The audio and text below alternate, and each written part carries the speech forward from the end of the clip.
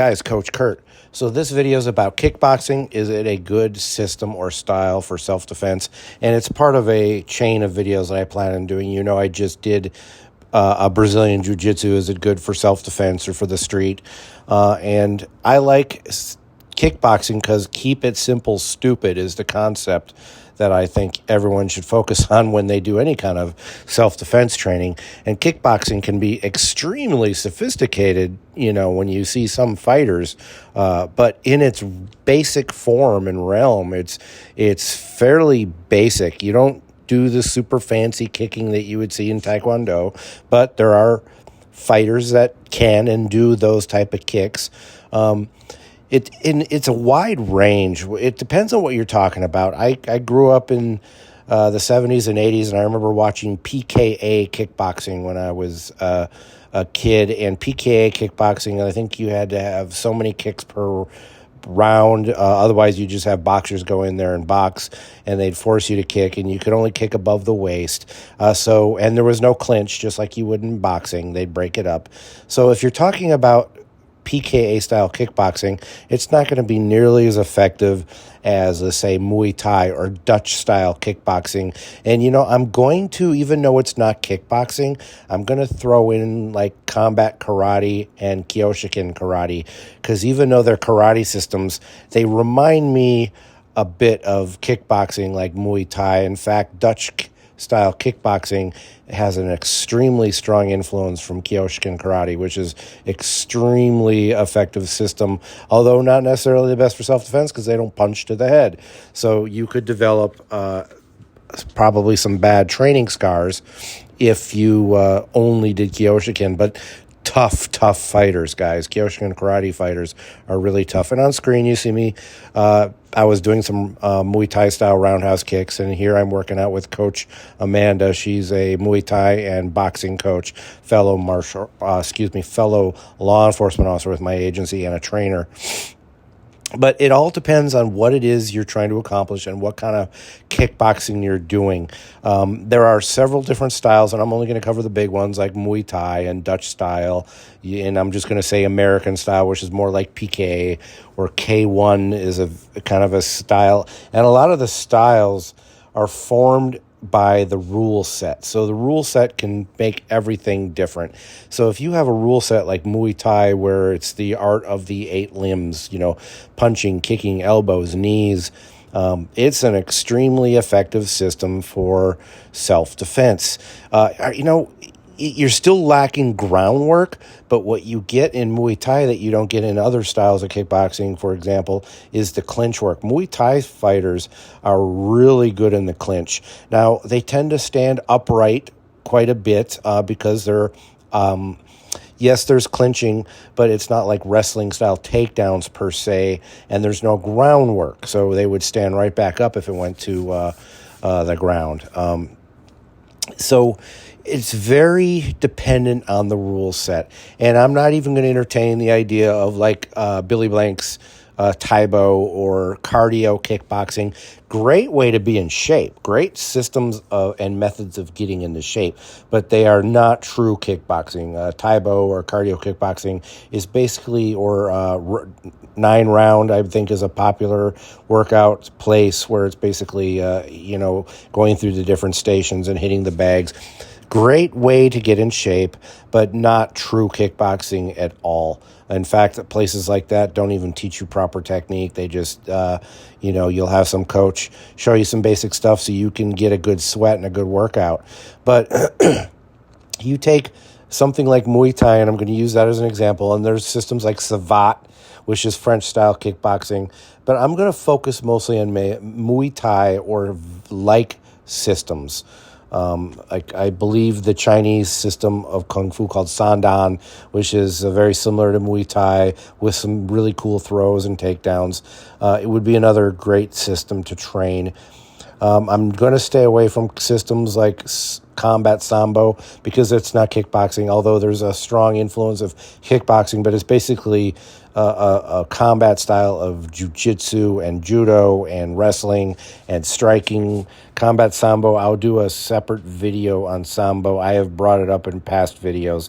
But kickboxing in its rawest, most deadly form, I would say Muay Thai is probably, and I say that because there are other systems out there that are similar that also allowed headbutting. But Muay Thai, you're going to find Muay Thai or a Muay Thai class at an MMA school that is very, it's modified. But you're going to find that in a lot of locations. There are pretty much every major town or even medium-sized town, you're going to find Muay Thai or some kind of MMA-influenced kickboxing and striking classes.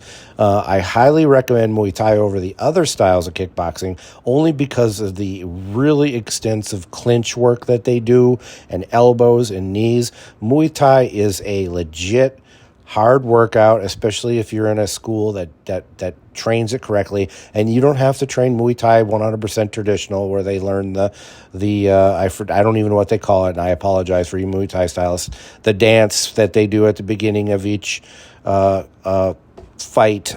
Somebody in the comments could maybe tell me what they call that. I think it's fascinating and interesting, the traditions that go with it, and there are weapons in Muay Thai. If you go to ancient Muay Thai, the influence and the lineage is combat and goes way back. But modern Muay Thai, as we know it, the art of the 8 limbs, is the system and style of kickboxing that I would choose. Again, you're not getting the groundwork that you would get at a straight-up MMA gym. But I would say that, and you'll hear numbers that 90% of all fights go to the ground. And guys, if you watch my channel, that I'm influenced by grappling. I teach Taihao Jitsu. I train and cross-train extensively in Brazilian Jiu-Jitsu. I have a background in Hapkido. I even have a background in Kaji Kembo and Krav Maga, and I'll do videos about those different systems if you want me to. But if you were looking for something that you would enjoy and probably could stick with, a good Muay Thai system or style, or gym, I should say, would be a great way to train. You're going to get a lot out of Muay Thai. And again, there are other styles and methods of kickboxing. It is all by the rule set. If your gym doesn't do clinch work, then it's not Muay Thai. It's probably K1 or PKA influenced, or there are other organizations. I have no clue.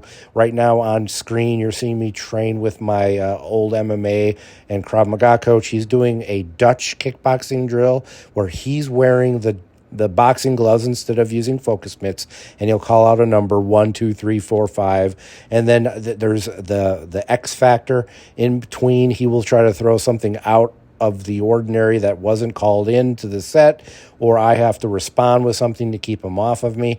It's a Dutch influence style of training, and then we would go into a clinch and practice some stuff there. So there's influences that you will find in Dutch style that's very similar to Muay Thai. Dutch styles, I think they don't kick as high as often.